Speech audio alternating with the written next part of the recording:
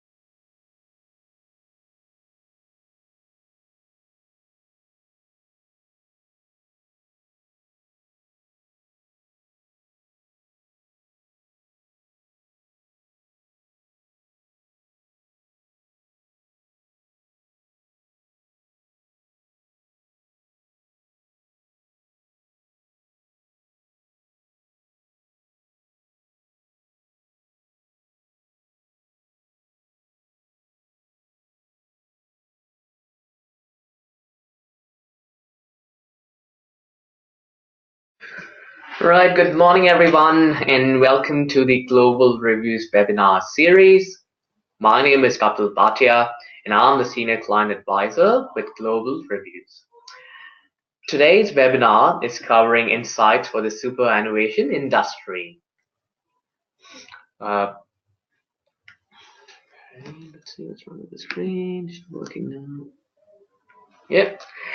Fantastic. So I would be uncovering insights about what are the expectations of your prospective members when looking for a superannuation provider, and which ones are you meeting?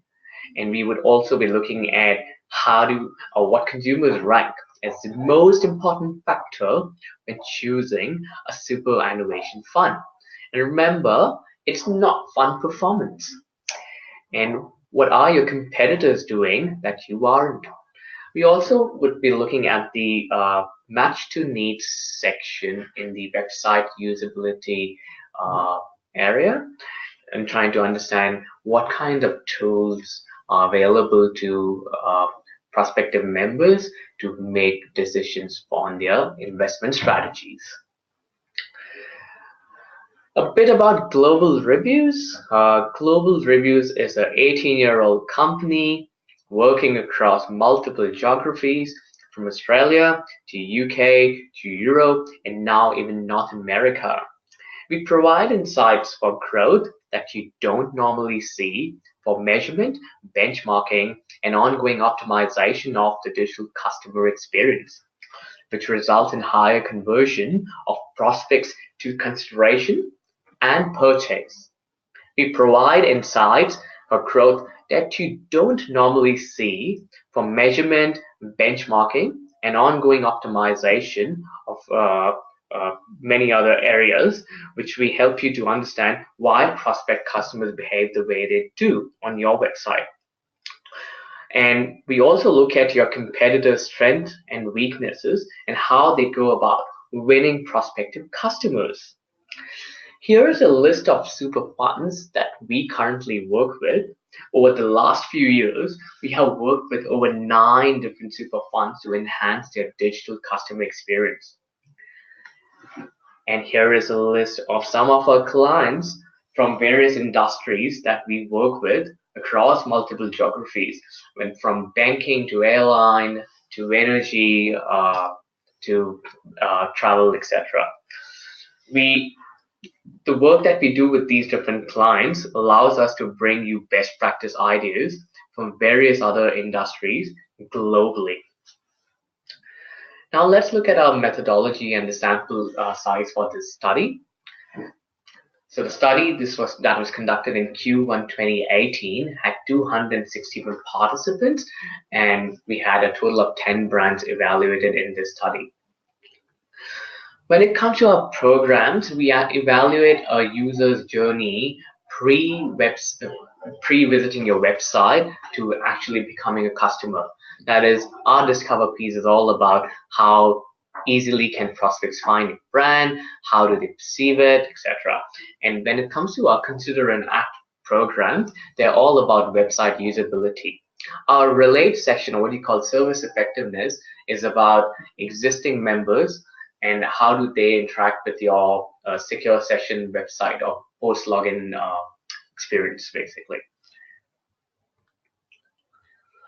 When it comes to our methodology, it's hybrid in nature. We get inputs not only from a global reviews perspective, but also from your prospective customers on how do they perceive your website. The behavioral inputs use in-market customers who are actively looking for a super fund. We also make sure that the users don't evaluate a super fund they are currently associated with to avoid familiarity issues, and also the users don't evaluate more than one brand. All our criteria and tasks are refined over time to keep up with the customer expectations. What I've shown you now is just a glimpse of our methodology, as there's so much more. Right now, let's straight away head into the Discover section to understand which were the brands that won the hearts of our customers, our prospective members, and which did not do well in this study. So just to give you an idea of how our Discover journey is structured, we initially ask our customers to recall top 5 brands that come to their mind, post which we ask them to initially list one brand out of those recalled brands. After that, we straight away head into a task-based study where we ask the users to go and research on the internet about a superannuation provider. And once they have completed their research, we ask them to shortlist those brands. Post shortlisting, we come up with a final question asking them to list down that one preferred brand that they would consider to be their super fun. And that's where the final preference calculation comes in.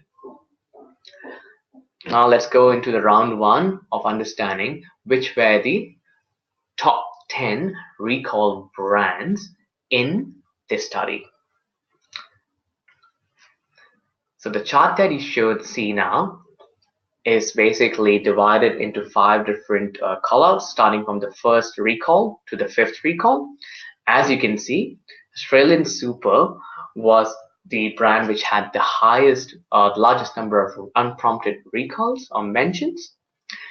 AMP, along with Sun Super, has the second highest second mention, and then Rest has the second highest first mentions after AUSSUPER.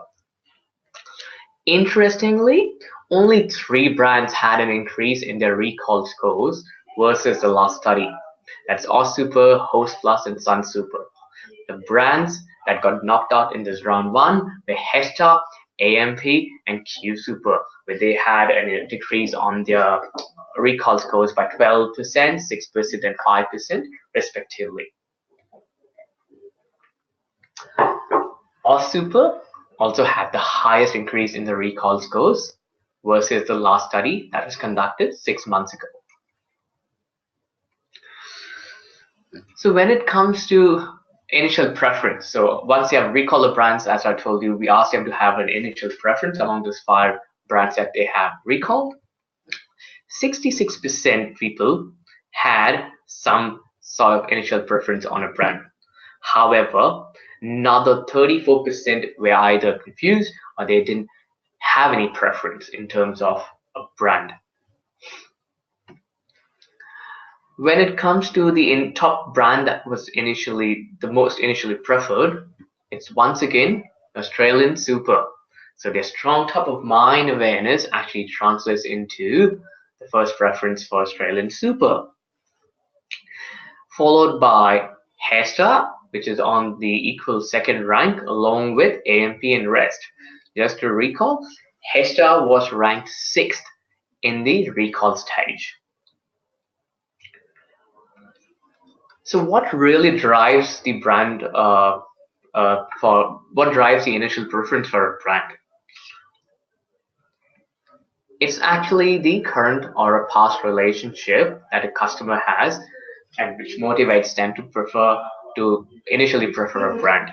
So you can see I'm a current customer or have used them before come up as the top 4 reasons on why someone initially prefers a brand. And we also have the brand reputation and trust as one of the many reasons. The investment results or the performance and fees, which are among the many things that super funds promote, at this stage are ranked on the 7th and the 8th rank respectively. In terms of finding a super provider, how do users go about on the internet to understand what actually goes in the mind of a user when they try to look for a super fund online? Let's look at the journey and try to understand what really happens.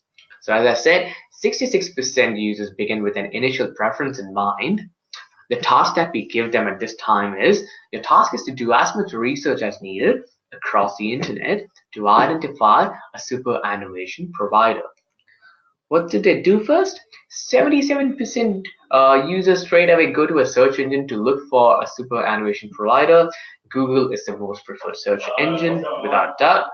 Here is a general terms word cloud just to give you an idea on what kind of keywords users would be typing in on the search engines to reach to a super website or another aggregator website, etc. I've got another slide with a deep dive on what on analysis of what kind of keywords users use during their research.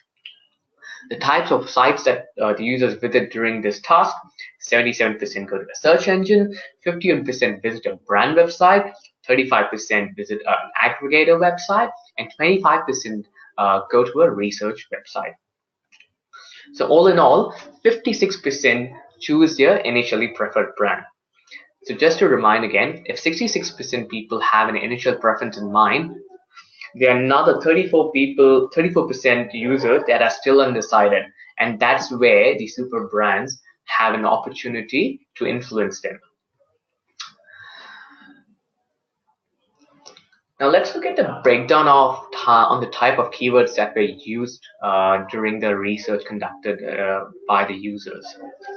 So 21% users type in a brand name when conducting a research, 34% type in a comparison term, and 42% use general terms to look for a super fund. To give you an example of what these brand comparison or general terms means, here are some examples. When it comes to brand names, we know they could directly type in a brand name versus a comparison term. They could type things like top 10 super funds, best performing super funds, or when it comes to general terms, they are mostly like super companies in Australia or industry super funds, etc. The biggest insight in this is, among those 21% users who keyed in a brand term, 66% users went to the brand website. However, 34% users went to an aggregator website, which shows that some of the brands need to work on their organic listings, because those brands have a far more much more better presence on a aggregator website than their own website, and that's what has prompted these users to go and visit all the different comparison websites to make a decision. When it comes to all those websites that the users have visited during the task, here is a small snapshot of the different websites that the users went when researching for a super fund. Please note that these are actual visit scores and they're not based on any claimed behaviors by the users. All in all, the aggregator and research websites combined have more visits combined versus the brand websites. You can see, with the exception of Australian Super, the top 5 visited websites are either an aggregator website or a research-based website, which shows that users, how do users go about making decisions when it comes to looking for a super fund. Now, as we are short of time, I would skip the shortlisting or the shortlisting category and straight away jump into the final preference stage. So in that case, the question is, who is the most preferred super brand of Australia in Q1 2018? So the question that we asked them was, in the end, after they have finished their research, they have shortlisted certain brands. The question was, and which one company would you select at this stage as being the best to supply you with a superannuation account? So the most preferred brand is Australian Super. Australian Super was preferred by 27% of the users. Next in line comes in is HOSTPLUS. So remember, HOSTPLUS were ranked 6th in the recall and initial stages. So that's a big jump for them to come to the second rank in the final preference. Another insight, HESTA was ranked 6th in recall and equal second in initial preference. But from initial preference, they have certainly gone down a few notches when it comes to the final preference. Now, what's the reason why they prefer these brands? So is fund performance top reason, or is fees the reason why they have chosen these brands? Well, let's have a look. So the question we asked them was, why did you choose to prefer this company as a final preference? The reasons are brand reputation and trust remain as the 3 reasons why someone chooses a super fund. Interestingly, fund performance has moved to the 5th most important criteria in the final preference stages. What happens with the fees and investment options? They are 1 rank ahead of fund performance. Well, don't underestimate your website experience, as that is also one of the top 10 reasons why someone would be choosing a super fund in their final preference. Now let's head to the lost opportunity section. So what is the lost opportunity section all about? It's a measure that we try to calculate, which shows if a fund has been shortlisted but not selected in the final preference, we consider that as a lost opportunity for a fund. When it comes to lost opportunity, Australian Super performed really well. That is, they are able to convert far more users from shortlisting to final preference, along with Q Super, which is ranked as 2nd. However, some of the worst performing funds when it comes to lost opportunity are CBUS and Colonial. So a lot of people must have shortlisted CBUS and Colonial and shortlisted them at that stage, but when it comes to the final preference, they decided not to consider them as their preferred brand. Now let's head on to the website usability insight. We are looking at the consider section on trying to give you insights on how effective was it for all the brands when it comes to the match to needs tool section.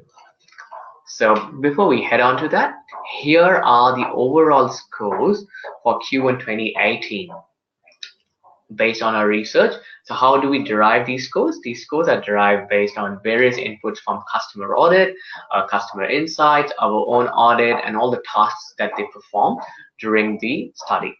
As you can see, Australian Super was top ranked fund in the study. They had an increase of 5% when compared to our study that was conducted just 6 months ago. Also, ING had a small increase of 3% in this study. And this industry's average for this study is at 52%.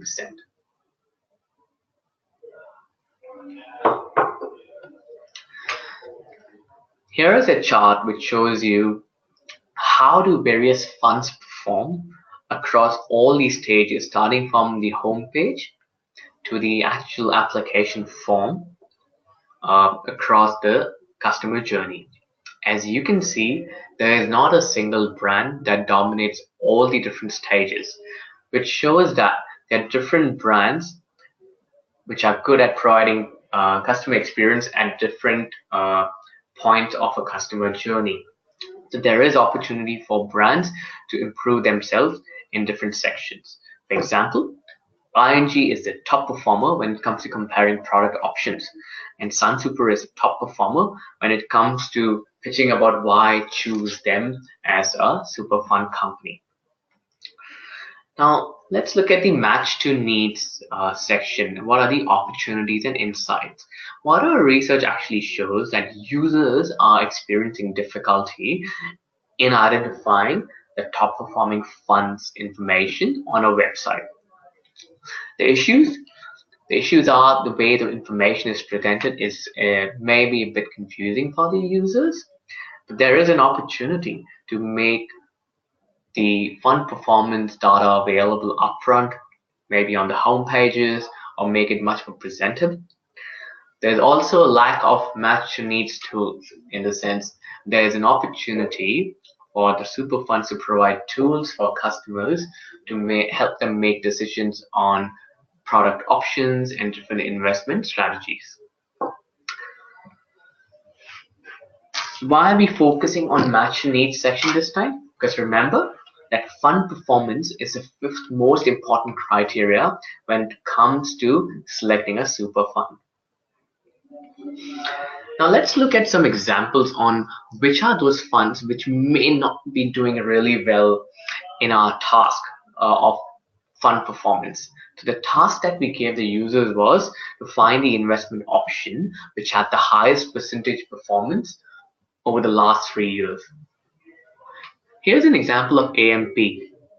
What does AMP do is they have a small table which shows some fund performance, but then they direct people to download a PDF to look for details or look for further information, which has users which has confused the users overall in terms of finding the right information, because the information is not being presented upfront and users are expected to download documents, read and understand how have the funds performed over the period.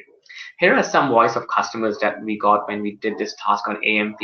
I'll read one of them saying, the website is hard to navigate, which is a bit worrying for those brands which if someone is considering AMP, they might be worried about, they should be worried that they're not being considered. Another section is, another website is HOSTPLUS. HOSTPLUS has an interactive tool which shows you the past performance, but it loses the connection to the results chart. So they have a mini tool there which allows you to pick and choose how you would like to see the performance based on monthly or daily unit price. So even though 75% users did land on the correct page, most of them were not able to find the top performing fund. Here's a click part of how the users went about on the HostPlus website. Here you can see they all started on the investments page. They ended up going into various sections of the investment performance website. Like they went to investment performance, investment returns. Some of them went back to the home page to start looking for the for the performance. But unfortunately, if you look at the next slide, HostPlus overall had no one completing this task successfully. The only the brand that really did well in this particular task was CBUS. They led the industry by having an effectiveness score of 66%. And we had the other brands called Australian Super, also doing well in the evaluation stage. So just to give you an idea of how we really measure task performance is based on 4 different criteria. That's effectiveness, efficiency, satisfaction, and evaluation. So effectiveness is all about a combination of scores of how successful someone was in finding the information and how confident they are post finding that information. Efficiency is all about how long did it take the user to find the information and how many page views did it take them to get to the right page. Satisfaction is a question that we ask them right at the end of the task, saying how satisfied they were with the information that they have found. And evaluation is a question that we ask them, saying how many of you did encounter any issues while completing the task. So why were users not able to identify the top fund on HostPlus?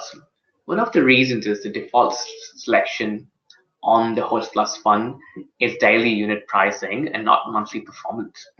Another reason is there's no color coding to distinguish top performing funds on that table, which is really long.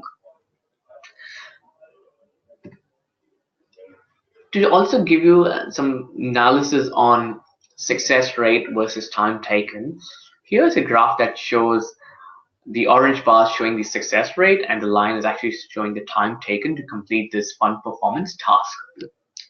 While CPUS is the top performer in both task success and confidence, the average time taken to complete this task was 109 seconds and the average success rate is 25%.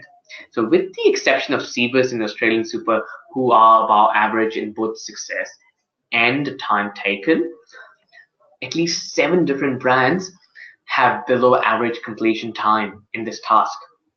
So for example, let's take a QSuper. QSuper has a success rate of 38%. However, it has taken users 156 seconds to find this information. So remember, the longer the longer it takes for a user to find the information on your website, the more they are inclined to leave your website. So it's important to present this kind of information upfront. How did CBUS do well in this particular task? Well, on their main menu on the top level nav, they have a section called Super, and when you hover on that, they have an area called My Investment Options. When you click on it, you're presented with these different areas showing you investment options, investment performance, etc. And you're going to most of the people scroll all the way down to investment performance. It was easy to read and find this information and give the answer. CBUS does have this small tool, like a drop-down mini menu on their page that allows users to jump to different sections of the page. However, many of them overlooked this particular tool and straight away went to the investment performance section. But the users who did use this tool were 100% successful in the task. Now let's look at the needs matching content scores. Now, needs matching content is all about being able to provide content and tools based on a user's need. To give you an example, here is SunSuper and AUSSUPER. SunSuper have a tool on their main homepage to allow you to customize the experience based on your age and demographics, etc. Australian Super allows you to compare them versus their other competitors in terms of performance fees, etc. on their website, which is well done to all these funds who are taking the lead in trying to present this information. However, none of the brands have any sort of tools available to guide customers when it comes to investment choices. To show you how other industries perform in matching needs to content, here is a comparison of superannuation industry versus all the different industries when it comes to this category. You can see that health insurance leads this industry and superannuation is by far not anywhere close to these kind of industries. What exactly health insurance doing when it comes to match to needs tools? Let's have a look. Here's an example from BUPA.